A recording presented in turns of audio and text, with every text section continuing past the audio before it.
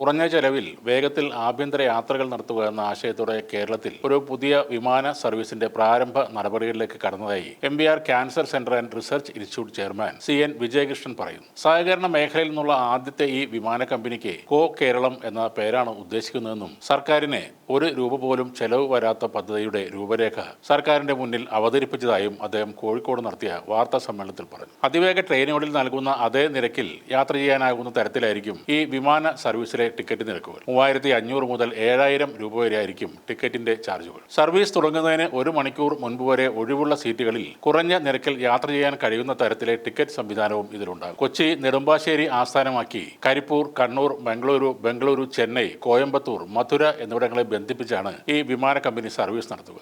സിയാൽ മോഡലിൽ കമ്പനി രൂപീകരിച്ച വിമാനങ്ങൾ പാട്ടത്തിന് എടുത്താണ് സർവീസ് ആരംഭിക്കുക. 72 സീറ്റുള്ള വിമാനമാണ് ഇതിനായി വാടകയ്ക്ക് എടുക്കുന്നത്. ആദ്യഘട്ടത്തിൽ 2 വിമാനങ്ങൾ ഇതിനായി പാട്ടത്തിനെടുക്കും. ആദ്യഘട്ടത്തിൽ ഈ 2 വിമാനങ്ങൾ തുടർഘട്ടങ്ങളിൽ 4ഉം 6ഉം ആക്കി ഉയർത്തും. പദ്ധതി നടത്തിപ്പിനായി സഹകരണ മേഖലയിൽ കമ്പനി രൂപീകരിക്കും. മുഖ്യമന്ത്രി ചെയർമാനും സഹകരണ മന്ത്രി വൈസ് ചെയർമാനുമായിട്ടാണ് കമ്പനി രൂപീകരിക്കുന്നത്. 200 സഹകരണ സംഘങ്ങൾ 2 കോടി രൂപ വീതം ഓഹരി എടുത്താണ് ആദ്യഘട്ടം നടപ്പാക്കുന്നത്. പ്രാരംഭഘട്ടത്തിൽ 200 പേർക്ക് ജോലി നൽകാൻ കഴിയും. വിമാന സർവീസിനൊപ്പം ഏവിയേഷൻ ഇൻസ്റ്റിറ്റ്യൂട്ട് ഉൾപ്പെടെയുള്ള സംവിധാനങ്ങളും ഉണ്ടാകും. ഇനി അഥവാ ഒരു വർഷം വിമാനത്തിൽ ആരും കയറിയില്ലെങ്കിൽ പോലും 32 കോടി രൂപ മാത്രമായിരിക്കും കമ്പനിക്ക് നഷ്ടം വരാൻ പോകുന്നത്. ആദ്യ 2 വർഷത്തിന് ശേഷം കമ്പനി ലാഭം നേടുമെന്നാണ് കണക്ക് കൂട്ടുന്നത്. സർക്കാരിൽ നിന്നും തത്വത്തിൽ അനുമതി ലഭിക്കുന്നതോടെ തുടർ നടപടികളിലേക്ക് കടക്കുമെന്നും കമ്പനിയിൽ പണം മുടക്കാൻ 200 സഹകരണ സംഘങ്ങൾ തയ്യാറാണെന്നും മുഖ്യമന്ത്രിയും സഹകരണ മന്ത്രിയും സഹകരണ രജിസ്ട്രാറും ഈ പദ്ധതിയെ വളരെ താല്പര്യത്തോടെയാണ് സമീപിച്ചതെന്നും വിജയകൃഷ്ണൻ പറഞ്ഞു. കൂടാതെ മൂന്നാർ, പത്തനംതിട്ട, വയനാട് എന്നിവിടങ്ങളിൽ ചെറിയ വിമാനത്താവളങ്ങൾ നിർമ്മിച്ച് അവിടേക്ക് സർവീസ് നടത്താൻ പദ്ധതിയുണ്ടെന്നും അതിലൂടെ ടൂറിസം മേഖലയിൽ കേരളം വലിയ കുതിച്ചുചാട്ടം നടത്തുമെന്നും